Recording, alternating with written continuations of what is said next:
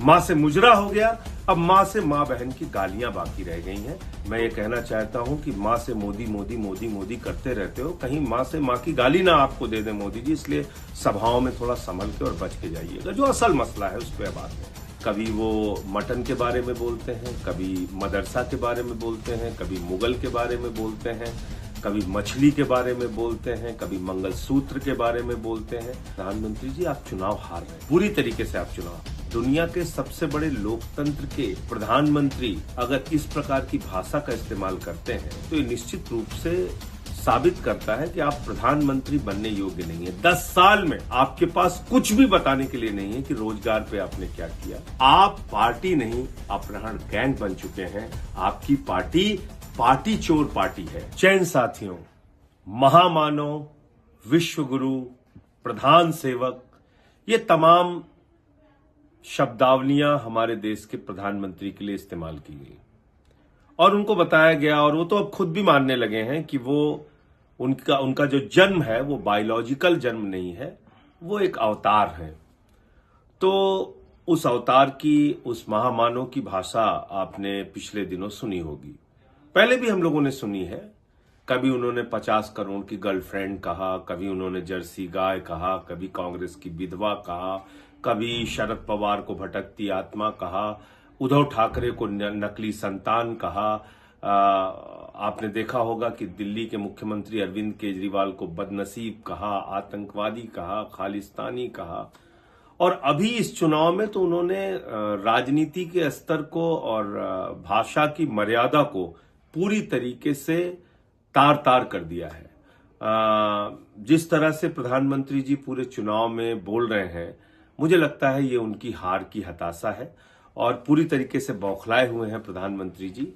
कभी वो मटन के बारे में बोलते हैं, कभी मदरसा के बारे में बोलते हैं, कभी मुगल के बारे में बोलते हैं, कभी मछली के बारे में बोलते हैं, कभी मंगलसूत्र के बारे में बोलते हैं, और कल तो उन्होंने सारी सीमाएं पार करके मुजरा शब्द का इस्तेमाल किया। अब हम सब लोग जानते हैं कि पूंजीपतियों के इशारे पर नाचने वाली सरकार कौन सी है। देश की मौजूदा सरकार किस तरह से पूंजीपतियों के इशारे पर नाचती है, सब जानते हैं। तो मुजरा शब्द का उन्होंने कल प्रधानमंत्री जी ने इस्तेमाल किया, वो भी विपक्ष के लिए। मैं प्रधानमंत्री जी से कहना चाहता हूं, प्रधानमंत्री जी, आप चुनाव हार रहे हैं, बुरी तरीके से आप चुनाव हार रहे हैं, और जितना समय बीतता जा रहा है उतना आप अपने आप को एक्सपोज कर रहे हैं। पूरे देश के सामने अपनी असलियत आप खोलकर रख दे रहे हैं। आपके लिए चौथी पास राजा का शब्द इस्तेमाल किया गया था, वो बिल्कुल सटीक बैठता है। दुनिया के सबसे बड़े लोकतंत्र के प्रधानमंत्री अगर इस प्रकार की भाषा का इस्तेमाल करते हैं तो ये निश्चित रूप से साबित करता है कि आप प्रधानमंत्री बनने योग्य नहीं है। 10 साल में आपके पास कुछ भी बताने के लिए नहीं है कि रोजगार पे आपने क्या किया, काला धन लाने पे आपने क्या किया, पक्का मकान बनाने पे आपने क्या किया, किसानों को 2 गुना आमदनी करने पर आपने क्या किया, एमएसपी देने पे आपने क्या किया। आपके पास कुछ भी बताने के लिए नहीं है कि महंगाई कम करने के लिए आपने क्या किया। आपने सिलेंडर का दाम 3 गुना बढ़ा दिया, पेट्रोल 120 रुपए में बिका, 100 रुपए में डीजल बिका, दाल 300 रुपए में बिकी, सरसों का तेल 250 रुपए लीटर बिका। महंगाई आसमान पे आपने पहुंचा दिया और लोकतंत्र की धज्जियां उड़ाई आपने। 8 सरकारें 10 साल के अंदर आपने तोड़ तोड़ के बनाई, खरीद फरोख्त करके बनाई, विधायकों का अपहरण करके बनाई। आपकी पार्टी एक अपहरण गैंग बन चुकी है और पूरे देश के जितने बड़े बड़े भ्रष्टाचारी थे उनको आपने अपने साथ शामिल किया। वो चाहे अजीत पवार हो, छगन भुजबल हो, प्रफुल्ल पटेल हो, अशोक चौहान हो, नारायण राणे हो, जनार्दन रेड्डी हो, नवीन जिंदल हो, वो चाहे मुकुल राय हो, शुभेंदु अधिकारी हो, हेमंत विश्व शर्मा हो, येदुरप्पा हो। एक लंबी फहरिस्त है। और इतना ही नहीं, बड़े से बड़े दरिंदे के पक्ष में आप खड़े हुए। वो चाहे प्रज्वल रवन्ना हो, वो चाहे उन्नाव कांड या हाथरस कांड हो, वो चाहे पहलवान बेटियों को न्याय देने का मामला हो, हमेशा आप दरिंदों के पक्ष में खड़े रहे। जिन लोगों ने गुनाह किया उनके पक्ष में खड़े रहे। हमने देखा कि अजय मिश्रा टेनी आपकी सरकार में आज भी मंत्री है, जिसके बेटे ने 4 किसानों को कुचल के मार दिया। आप किसी विषय पे नहीं बोलते प्रधानमंत्री जी। आप सिर्फ और सिर्फ विपक्ष को गालियां देने में यकीन रखते हैं। तो मैं तो अब बीजेपी के समर्थकों को, भक्तों को कहना चाहूंगा, कान में रुई लगा के जाना, सभा में कानों में रुई लगा के जाना, क्योंकि अब सिर्फ मां बहन की गाली बाकी रह गई है। मां से मटन हो गया, मां से मछली हो गया, मां से मंगलसूत्र हो गया, मां से मदरसा हो गया, मां से मुगल हो गया, मां से मुजरा हो गया, अब मां से मां बहन की गालियां बाकी रह गई हैं। तो मैं भक्तों से और जो मोदी जी के समर्थक हैं उनसे मैं ये कहना चाहता हूं कि मां से मोदी मोदी मोदी मोदी करते रहते हो, कहीं मां से मां की गाली ना आपको दे दे मोदी जी, इसलिए सभाओं में थोड़ा संभल के और बच के जाइएगा। जो असल मसला है उस पर अब आते हैं।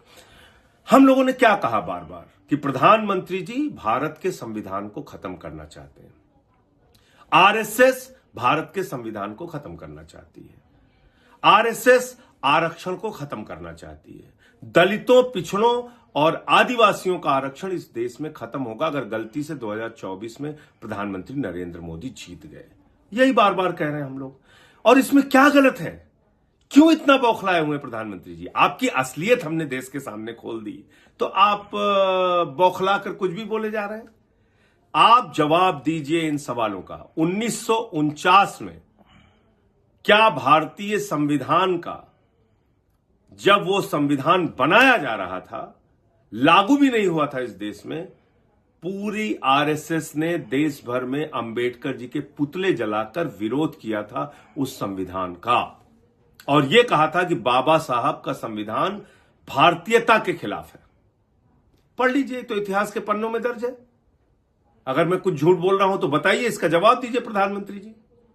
आप प्रधानमंत्री जी बताइए कि क्या 1989 में जब मंडल कमीशन आया था, जब पिछड़े वर्ग के लोगों को आरक्षण दिया जा रहा था, तो आपकी पार्टी ने पूरे देश के अंदर खुलेआम विरोध किया मंडल कमीशन का, खुलेआम पिछड़ों के आरक्षण का विरोध किया, और इतना विरोध किया कि आपने विश्वनाथ प्रताप सिंह की सरकार, आपकी पार्टी ने गिरा दी, जो उस समय के तत्कालीन प्रधानमंत्री थे स्वर्गीय विश्वनाथ प्रताप सिंह जी, और उनकी सरकार आपने गिरा दी। इतना ही नहीं किया आपने, 2015 में बिहार के चुनाव में आरएसएस के प्रमुख, आरएसएस तो आप लोगों का माई बाप है, उसके प्रमुख मोहन भागवत ने कहा आरक्षण खत्म होना चाहिए।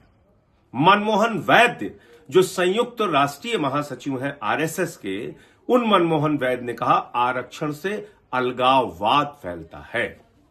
और अभी ताजा उदाहरण उठा के देख लीजिए, उत्तर प्रदेश के मुख्यमंत्री का एक लेख है उनकी ही वेबसाइट पे, जिसमें खुलेआम उन्होंने आरक्षण का विरोध किया है। वो आज भी लेख पड़ा हुआ है, योगी आदित्यनाथ जी का लेख। इसके अलावा आपका प्रचार करने वाला जो सबसे बड़ा व्यक्ति है, जो आपके विचारों को पूरे देश में फैलाता है, अमित मालवीय, उसके 7 विचार आरक्षण के खिलाफ मैं देश के सामने कर चुका हूं। अपने ट्वीट के माध्यम से उसने 1-2 बार नहीं, 7 बार आरक्षण का विरोध किया, और कैसे विरोध किया है वो मैंने सामने रखा है। उसने एसटी, एससी, ओबीसी के आरक्षण का खुलेआम विरोध किया और कहा कि यह खत्म होना चाहिए। उसने महिला आरक्षण का विरोध किया, कहा कि यह खत्म होना चाहिए। अमित मालवीय कौन है? आपके विचारों को प्रचारित करने वाला व्यक्ति। इसके अलावा तेजस्वी सूर्या, वो क्या कहता है आपका सांसद? वो कहता आरक्षण एक गंदा दलदल है, आरक्षण खत्म होना चाहिए। और प्रधानमंत्री जी, आपके राज में पूरे देश के विश्वविद्यालयों में आरक्षण को आपने कुचल के कूड़ेदान में डाल दिया। आपने ओबीसी, दलित, आदिवासी का आरक्षण खत्म किया विश्वविद्यालय। मेरा सीधा आरोप है, अगर बीजेपी के लोगों के पास इसका जवाब है तो इसका जवाब दीजिए।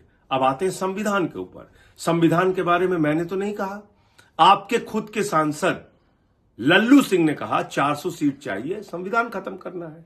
ज्योति मिर्धा जो आपकी प्रत्याशी थी राजस्थान से बीजेपी की, उन्होंने कहा 400 सीट चाहिए, संविधान खत्म करना है। अरुण गोविल जी जो मेरठ से प्रत्याशी थे, उन्होंने कहा 400 सीट चाहिए, संविधान खत्म करना है। दिया कुमारी जो आपकी डेप्यूटी चीफ मिनिस्टर हैं, उन्होंने कहा 400 सीट चाहिए, संविधान खत्म करना है।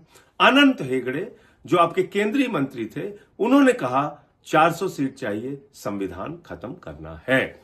आप देश के संविधान को खत्म करना चाहते हैं, आरक्षण को खत्म करना चाहते हैं। ये आपकी सच्चाई है, ये आपकी इस असलियत को पूरे देश के सामने इंडिया गठबंधन के नेताओं ने खोल कर रख दिया है, और इसी के कारण आप बौखलाए हुए हैं, विपक्ष के लोगों को गालियां दे रहे हैं। गालियां देने से काम नहीं चलेगा प्रधानमंत्री जी। आप इन सवालों का जवाब दीजिए। बाबा साहब के संविधान का आरएसएस ने विरोध क्यों किया था? 1989 में मंडल कमीशन का विरोध क्यों किया था? जातीय जनगणना का विरोध आपने और आपकी पार्टी ने क्यों किया? संविधान का विरोध आपके सांसदों ने क्यों किया? इन सारे मसलों का एक एक करके जवाब दीजिए। और विश्वविद्यालयों में आरक्षण को आपने खत्म क्यों किया, इसका जवाब दीजिए। और इसका भी जवाब दीजिए कि केंद्र सरकार की नौकरियों में, केंद्रीय मंत्रालयों में कितने सेक्रेटरी लेवल के अधिकारी दलित, पिछड़ा, आदिवासी हैं। आप सवालों का जवाब नहीं देते, आप गाली गलौज की भाषा का इस्तेमाल करते हैं। तो मैं प्रधानमंत्री जी आपसे कहना चाहता हूं, आप कितनी भी गाली गलौज कर लीजिए, आपकी असलियत अब पूरा देश जान चुका है। और आप आरक्षण खत्म करेंगे, संविधान खत्म करेंगे, और मैं तो यहां तक कह रहा हूं आप चुनाव भी खत्म करेंगे। सूरत में आपने चुनाव खत्म किया, बगैर चुनाव के बीजेपी वहां जीत गई। अरुणाचल प्रदेश में आपने चुनाव खत्म किया, 10 विधायक बगैर चुनाव के वहां जीत गए। इंदौर में आपने कांग्रेस पार्टी के कैंडिडेट का अपहरण किया। आप पार्टी नहीं, अपहरण गैंग बन चुके हैं। आपकी पार्टी चोर पार्टी है। मैं ये सीधे तौर पे कहना चाहता हूं। आपने उद्धव ठाकरे की तीर कमान चुरा ली, आपने शरद पवार की घड़ी चुरा ली, आपने चंडीगढ़ के अंदर जो मेयर जीता हुआ था उसके वोट आपने चुरा लिए। इंडिया गठबंधन का जो मेयर जीता हुआ था आम आदमी पार्टी का, ये तो धन्यवाद है सुप्रीम कोर्ट का, उन्होंने लोकतंत्र की रक्षा की। तो इसलिए प्रधानमंत्री जी, मैं फिर दोहरा रहा हूं, 1 नहीं, 2 नहीं, 3 नहीं, 100 बार आपसे सवाल पूछूंगा। आपने आरक्षण इस देश में खत्म क्यों किया? विश्वविद्यालयों के अंदर संविधान खत्म करने की आपकी योजना आरएसएस की और आपकी योजना क्यों है? आप दलितों, पिछड़ों और आदिवासियों से इतना विरोध क्यों करते हैं? जातीय जनगणना आपने क्यों नहीं कराई? मेरा सवाल है कि मंदिर के शिलान्यास में, प्रभु श्री राम के मंदिर के शिलान्यास में तत्कालीन राष्ट्रपति श्री रामनाथ कोविंद जी को आपने क्यों नहीं बुलाया? संसद के उद्घाटन में वर्तमान राष्ट्रपति श्रीमती द्रौपदी मुर्मू जी को आपने क्यों नहीं बुलाया? और राम मंदिर के उद्घाटन में, प्रभु श्री राम मंदिर के उद्घाटन में आपने मौजूदा राष्ट्रपति श्रीमती द्रौपदी मुर्मू जी को क्यों नहीं बुलाया? जवाब एक ही है, दलितों से, पिछड़ों से, आदिवासियों से आप नफरत करते हैं, घृणा करते हैं, आपके मन में छुआछूत की भावना है।